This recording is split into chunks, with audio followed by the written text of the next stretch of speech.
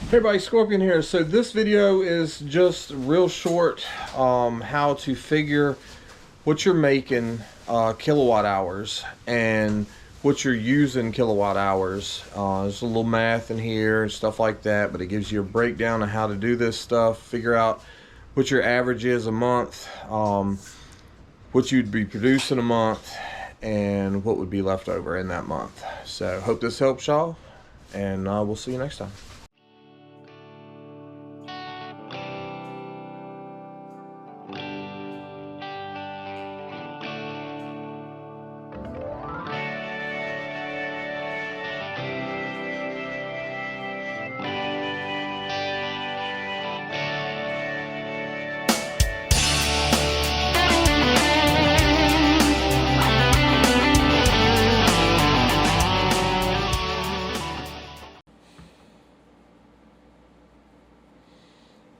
Alright, so how to figure your kilowatt usage. Most people figure it on the average. Me, I want to eventually build a system that'll take care of 400 kilowatt hours a month. That way I know I'm never going over. I don't have anything to worry about. But your average is a really good place to start. Some months you may not have a power bill. You produced more than you use. Some months you may have a small power bill. Some months you may still have a halfway decent power bill, depending upon how much you're producing and how much you're using. Also, your cold months of the year, you're producing less power. Okay. Normally I'm heating off of a stove and not heat pumps, so this is not really accurate for me right now. But it does give me somewhere, eventually I may get old and I don't use that outside wood stove anymore. This gives me some idea of what I'll be using. So it's good to have. Your summer months here, you're going to be producing a whole lot more power. So, I mean, this is your hottest month right here. That's your AC burning up that many kilowatt hours, your heat pump, air conditioning, whatever. So you're covered, but you're also producing more power because you have longer days. The sun's beaming down on you more. Up here, you have shorter days, so you're not producing as much power. So that's kind of why you build an average, just to kind of see what it is. And depending upon what state you live in, what power company you're with, blah, blah, blah. Some of them give you credits. Some of them lower your fee. Some of them lock you in at the fee that you're at now, as far as because you're using solar. They're like, all right, you're paying whatever per kilowatt hour, and you're locked in at that because you're using solar. So when we up it next year or 2 years from now for everybody else that doesn't have solar, you stay at this rate because you were producing some of your own electricity. So it's stuff you have to look into and check on. Call your power company, that kind of thing. There's also credits and other things that you can get that will help pay for part of your solar and that kind of thing. So I'm going to do this math for you, or actually I've already done it, and we're going to move over to figuring up your average and that kind of thing. So we're going to drop this one and we're going to go right here to some more of my super awesome handwriting and get average kilowatt usage. So you're going to add 12 months. That's going to be from the last screen we were just on. That's your kilowatt usage. So you're going to add 12 months. There's normally 13 months listed on there, so don't do like me and you'll end up with chicken scratch here if you add all 13 months. So I went back and changed it. So I'm using 28,797 kilowatt hours a year. If you divide that by 12, that gives you what your monthly is. So 2,400 is what my average is throughout the year for the month. All right.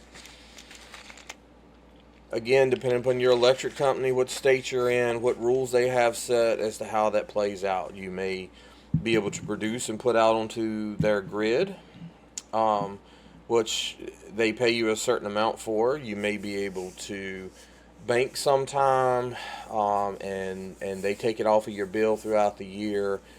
There's all kinds of different things. If you're standalone, then you don't get that anymore because you're not hooked to the grid. But just kind of a way for you to produce, help the electric company when you're producing more than what you need. And then when the days are shorter and you're not producing as much and you need some of it back, quite often a lot of places credit you maybe 1 kilowatt for every 2 or 3 that you produced and put on the line. So it gives you a little bit back.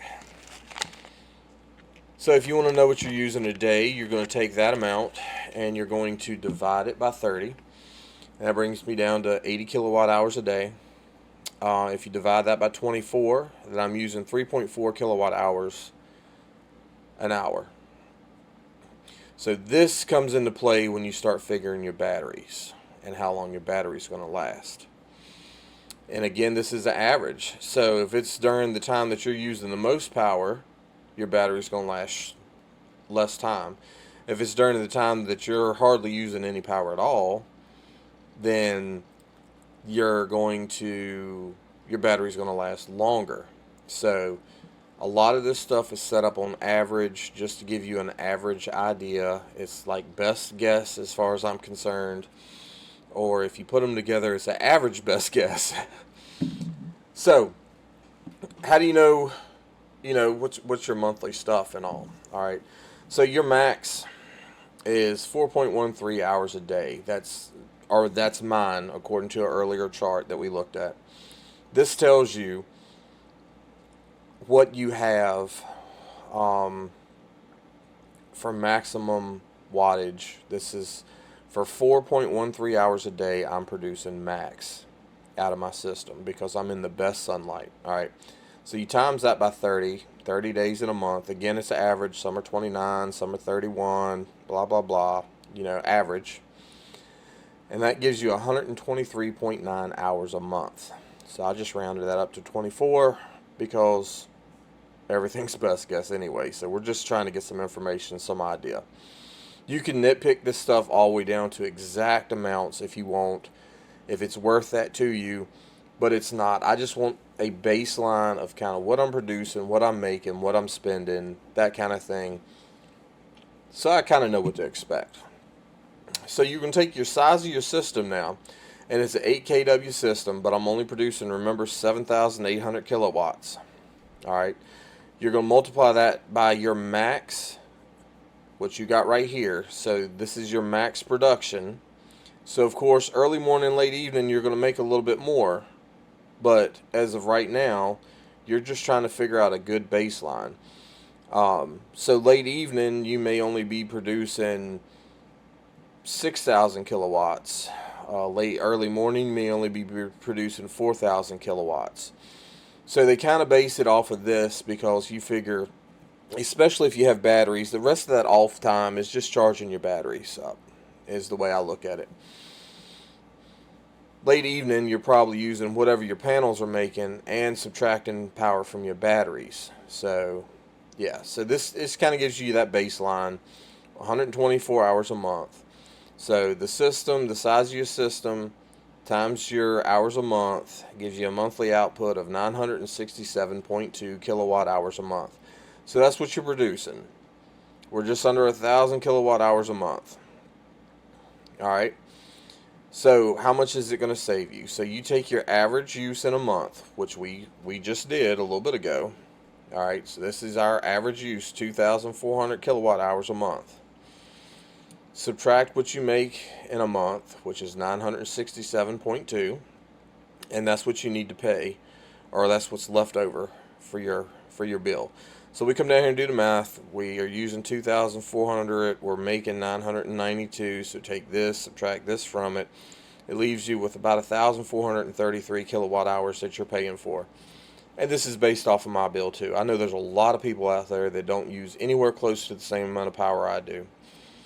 But I'm giving y'all numbers in real time just so you can see. So instead of me paying, on average, this is my average through the year, 2,400 kilowatt hours a month. And some companies allow you to average your bill for the year too, so you have a steady electric bill. Now you're only paying for 1,433. So you knocked almost a complete 1,000 off of that. Didn't quite cut it in half, but it's a little bit more than a third.